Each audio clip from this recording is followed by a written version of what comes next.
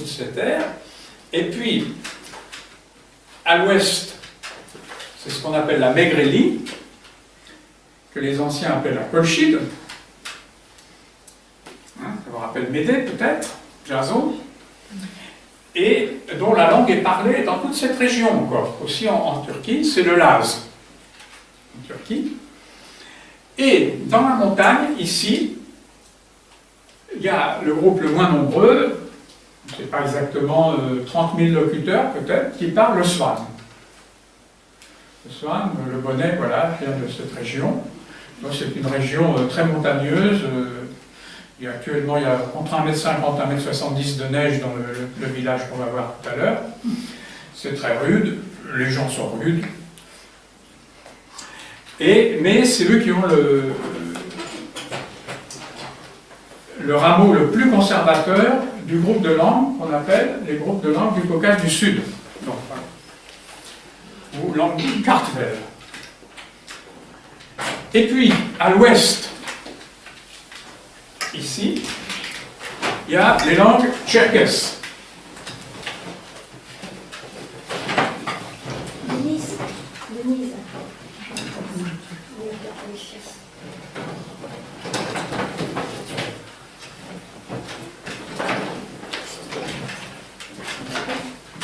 Alors, on a entendu un petit peu parler de...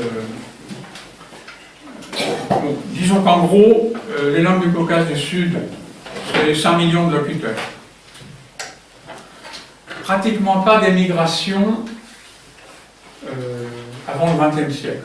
Il y a eu une déportation au début du XVIIe siècle. C'était l'époque de la fin des grandes guerres entre les Turcs et les Perses.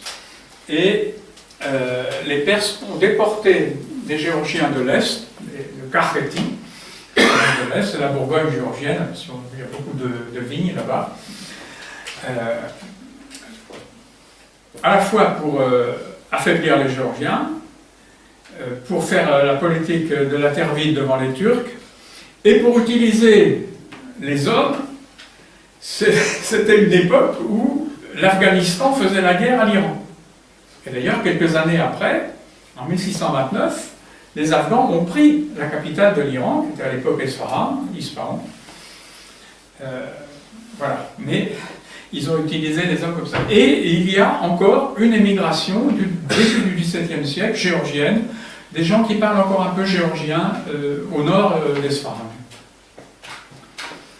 Et puis, après l'émigration, c'est celle de 1921, quand les bolcheviks ont pris la Géorgie, malgré le traité de reconnaissance que Lénine avait fait, mais c'était trop important pour lui, stratégiquement, et la route vers le pétrole de Bakou.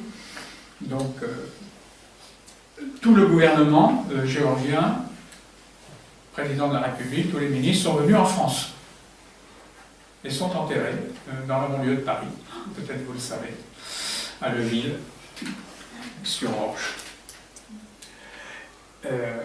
Voilà. Et puis maintenant, alors depuis 1991, malheureusement, il y a une émigration économique, parce que la Géorgie a beaucoup de mal à survivre à la chute de l'Union soviétique, et à rentrer dans un tout autre système. Et donc il y a beaucoup de Géorgiens qui vont travailler à l'étranger, étudier et travailler à l'étranger. Bon, c'est des Arabes, bon, qui sont venus pour des raisons aussi en partie politiques en France. Et à partir des années 75, la Géorgie se distinguait encore sur un autre plan. C'est que c'est un des rares pays où il y a eu une importante population juive et qui n'étaient pas des marchands, qui travaillaient aussi, qui étaient cultivateurs et qui sont là. La tradition qu'on ne peut pas très facilement vérifier, mais qu'on ne peut pas contredire, c'est qu'ils sont là depuis la déportation de Babylone. C'est-à-dire 5 siècles avant notre ère. Et on verra tout à l'heure que, effectivement, le christianisme, en arrivant, a trouvé et s'est appuyé sur une présence juive à Amsterdam. comme c'était évidemment le classique. Saint-Paul est parti prêcher dans les synagogues, là où il y avait des gens qui attendaient le Messie. Et à partir des années 75, il y a eu un petit peu ce mirage d'une émigration en Israël pour les Juifs géorgiens. Et il y en a un certain nombre qui sont partis, qui sont installés maintenant en Géorgie. Certains me regrettent. Je me souviens, en 85, j'ai travaillé pendant presque un an en Israël pour réviser, être rédacteur, comme on dit en géorgien, superviseur littéraire, disons, de la première traduction de la Bible, de l'Ancien Testament, donc de l'hébreu biblique, en géorgien moderne. Et à cette occasion, je me souviens d'avoir rencontré une géorgienne qui s'est quasiment mise à pleurer devant moi en me disant « Mais pourquoi ai-je laissé mes sœurs en Géorgie ?» Tout d'un coup, elle ne comprenait plus. Mais bon, il y en a qui sont bien intégrés. Voilà. Donc, je reviens. Les langues du Caucase du Nord-Ouest, on connaît peut-être depuis au moins 2008 le nom d'Abkhazie. Je ne sais pas si ça vous dit quelque chose. L'Abkhazie, c'est une province ici qui faisait partie de la Géorgie et qui a été séparée grâce aux Russes, comme l'Ossétie ici, au centre. Donc là, c'est un groupe de langues tout à fait particulier aussi. Et puis, les plus nombreux, il y a à peu près 35 langues qui sont parlées dans cet espace ici, donc au nord-est, à commencer par les Ingouches et les Tchétchènes. Alors, ce sont des langues qui ont encore un système différent. Dans aucune des langues du Caucase, il y a de genre grammatical. Comme en anglais, il n'y a pas de genre grammatical. Si on dit une ânesse, on est obligé de dire she ass. On ne peut pas dire un âne, une ânesse, ça n'existe pas. Alors, tous les locuteurs des langues du Nord-Est, eux, ils ont un autre système, c'est un système de classe. C'est-à-dire que devant, chaque nom est dans un tiroir, il y a un certain nombre de tiroirs, en général 4 au singulier et puis 2 ou 3 au pluriel, ce n'est pas les mêmes.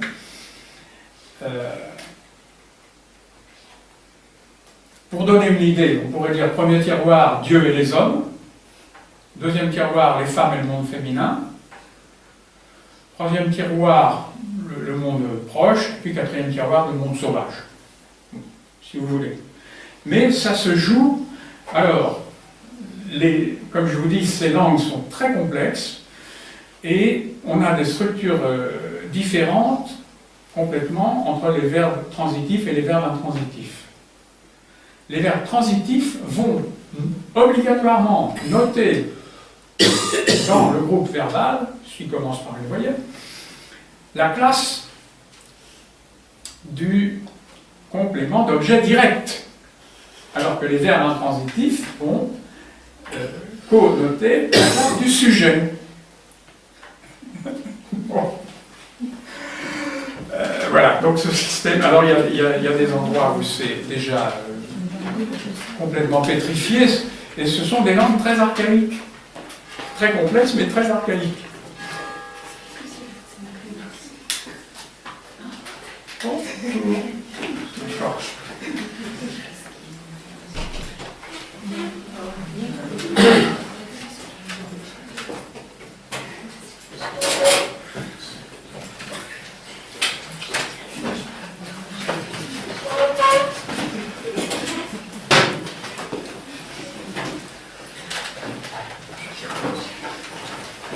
C'était simplement pour vous dire en introduction qu'on est dans un monde qui n'est pas notre monde, qui est vraiment un monde très différent et qui est très riche. Bon. Alors il est devenu, à un certain moment, il est devenu chrétien, il est rentré effectivement dans notre famille, mais ce n'était pas tout à fait... Il y avait des choses avant. Mais comme les Géorgiens sont inclusif. si on a un verbe transitif, on va être obligé de marquer dans le verbe, comme en français évidemment, le sujet, mais d'inclure obligatoirement le complément d'objet indirect et au pluriel le nombre du complément d'objet direct. Vous voyez, on met tout, le verbe, je la lui écrit, je lui écris une lettre, c'est un seul mot. Ou il n'y a pas besoin de le, la, lui, voilà. Alors, il faut s'y mettre.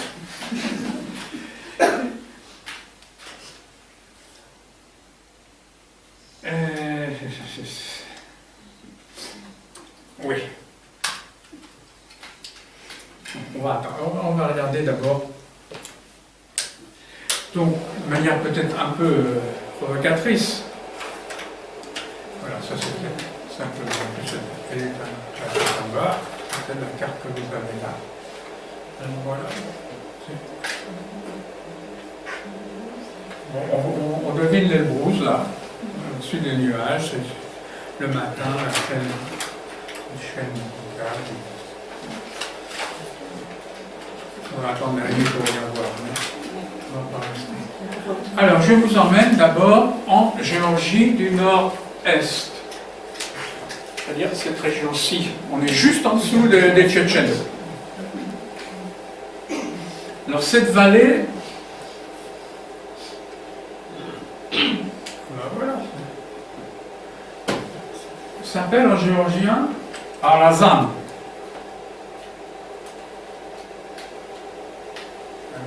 Quelqu'un qui peut faire un jeu de mots, là? Enfin, mesdames. Amazon. Amazon, mais ça vient de là. Parce que ces dames combattaient. Et on a, dans le récit de la campagne de Pompée, 1er siècle avant notre ère, dans le Caucase, il est allé jusqu'en Albanie du Caucase, il y a cette région-là.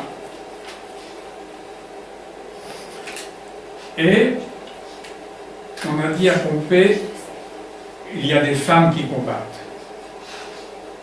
Vous ne pouvez pas croire, parce que dans le monde machiste romain, c'était pas évident. Et il a demandé qu'on regarde les cadavres à la bataille, et effectivement, ils ont trouvé les femmes. Donc le mythe des Amazones, le mythe grec des Amazones, donc qui a été Amazon, vous savez ce que ça veut dire en grec? Sans sein. Puisqu'il y avait cette légende qu'elle se coupait un sein pour pouvoir tirer à l'arc et porter leur arc. C'est évidemment une interprétation tout à fait postérieure, simplement du toponyme. Alors, dans toute la montagne géorgienne, eh bien sûr, on est devenu...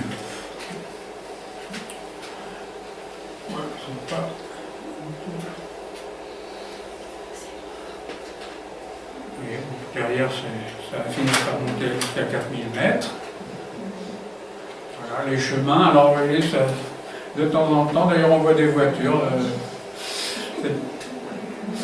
parce que l'eau aussi coupe le chemin, c'est un peu dangereux, mais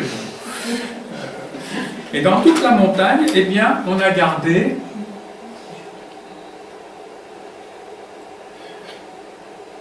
alors, on va voir de plus près cette architecture, voilà, de tours typique de Tchétchénie.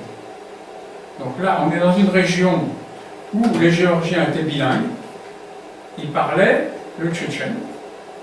Et actuellement, alors c'est un petit peu le Canada des Français pour les Tchétchènes, c'est comme ça a été coupé, les Tchétchènes sont maintenant au nord, uniquement, et les Ingouches, c'est la partie la plus archaïque de la langue est conservée là. Et on a, alors architecturalement, il n'y a absolument aucun doute, c'est le monde tchétchène. Alors ça c'est très particulier, c'est quand il y avait des épidémies, eh bien on mettait les mourants et les morts dans un bâtiment à part, et on les laissait là pour que les microbes restent là. Alors, bah, tu dis, non, rentre pas.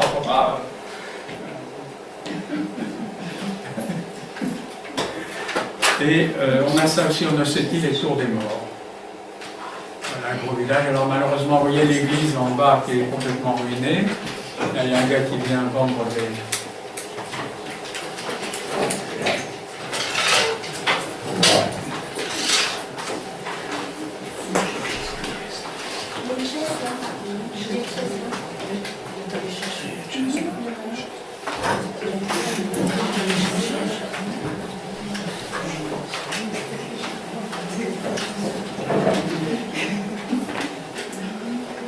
des bassines, mais au village, une amie qui habitait. Qu'est-ce que c'est que ça?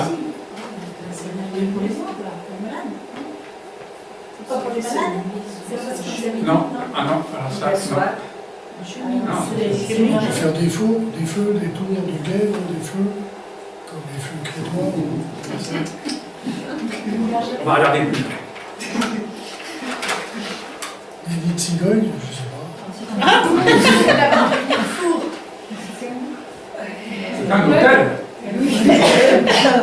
C'est un hôtel. Donc, dans la montagne, on se simplifie la vie, c'est pas la peine d'avoir des trucs aussi compliqués que l'incarnation de nature, 3 personnes. On a un être suprême, et une fois par an, l'été, quand toutes les récoltes sont faites, eh bien, on fait le sacrifice annuel. On appelle la fête de Dieu, un Chatova.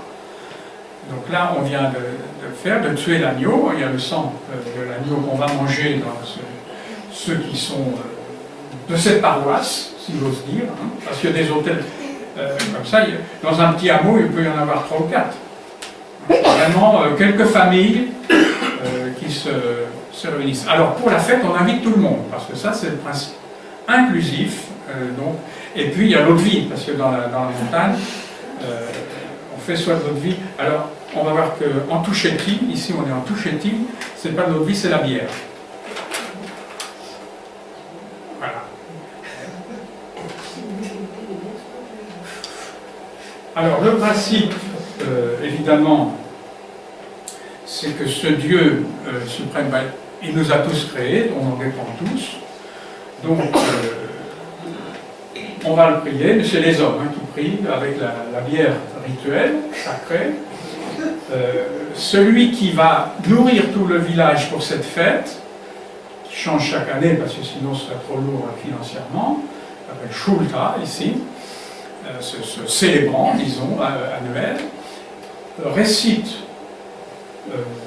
par cœur une prière, parce que les prières écrites, ça perd leur force. Donc, il faut que la prière soit dite par cœur, demandant évidemment que les récoltes soient bonnes, que les femmes aient des bons enfants, que les vaches aient des bons veaux. Ensuite, on prie pour les morts, en particulier les morts de l'année, parce qu'on est tous ensemble. Et on mange donc le sacrifice qui a été fait tous ensemble. Mais il y a quand même une chose qui est typiquement du Caucase, c'est que la société est vraiment coupée en deux.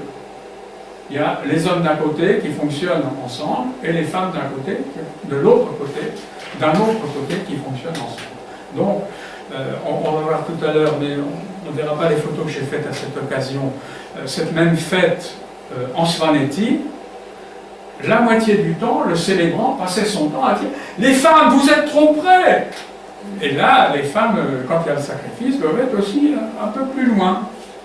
Les hommes sont devant. Voilà. Alors ça, c'est mon patron, qui était géorgien d'origine, Georgi Charachidze. qui a fait un livre extraordinaire en 1968 qui s'appelle, pavé de 800 pages, sa thèse de doctorat qui s'appelle Le système religieux de la Géorgie païenne, où il a travaillé, donc il était à l'époque pas allé dans la montagne géorgienne, évidemment, comme fils de... Son père avait été journaliste condamné à mort par les bolcheviks, donc il n'était pas très bien vu en Géorgie. Et il a travaillé avec évidemment les récits des ethnologues géorgiens, surtout d'avant la Révolution, expliquant comment fonctionnaient ces systèmes. Et en 1991, il y a un ethnographe français qui a pu aller, c'était la chute de l'Empire soviétique, qui a pu aller en Géorgie et filmer une célébration annuelle. Et quand il est rentré, il a demandé à Charachidze de venir voir le film et le commenter. Et Goki a vu le film, il s'est mis à pleurer. Il pensait que c'était mort. Et il voyait que tout d'un coup, mais que ces rites pré-chrétiens continuaient. Donc moi, quand je suis un peu provocateur, je leur ai demandé, mais ce que vous faites là, c'est quoi? C'est chrétien? Oui, oui. Pas de problème. Et au fond, ils ont raison. Comme je vous dis, le système est beaucoup plus simple, mais au fond, il y a un Dieu créateur, on est tous frères. Et...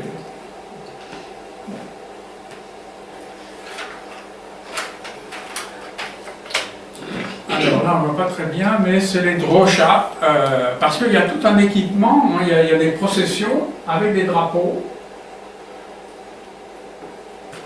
Et puis, voilà, ça c'est l'unité de base, 100 litres de bière. On prépare, alors suivant les villages, on fait 1, 3, 6 récipients. Je peux vous dire, c'est une bière, enfin moi j'aime la bière, mais ça, des bières comme ça, c'est un peu de la soupe, c'est assez riche, hein. C'est très très bon.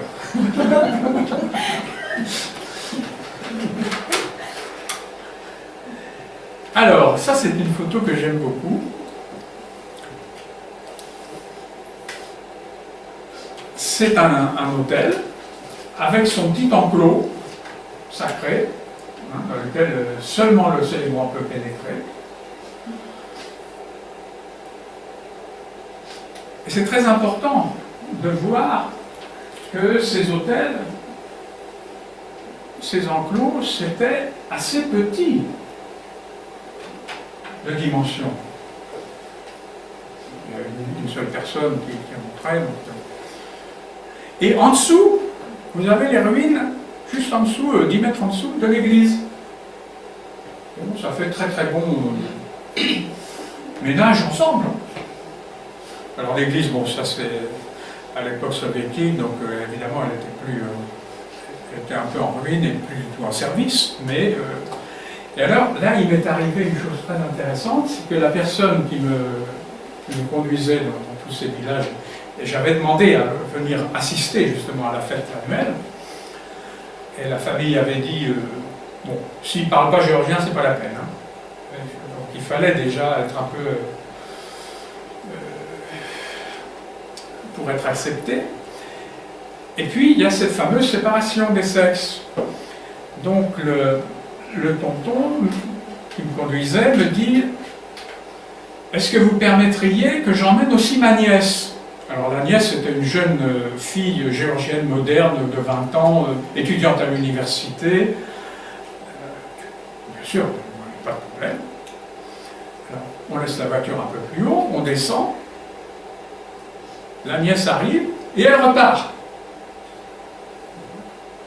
Ben, je dis au tonton, qu'est-ce qu'elle a, elle est malade? Ah non, dit-il, elle va quand même pas regarder le sanctuaire, non? Fille moderne de 20 ans à l'université, mais les réflexes restent. Là, c'est très très intéressant. Ça n'empêche pas d'être chrétien. Voilà l'église, parce qu'il en reste. juste en dessous.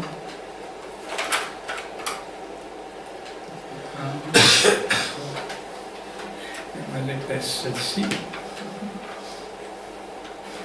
Alors, petit. Ah! Alors là, peut-être on va écouter quand même.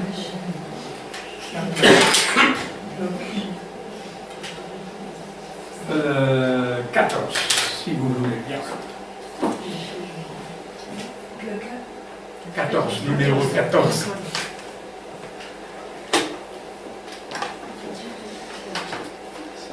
Donc on va changer, vous voyez, alors là on arrive, au lieu d'être ici, on est ici, plus à l'ouest, sous le Grand Caucase, si c'est 4800, hein, Shrara.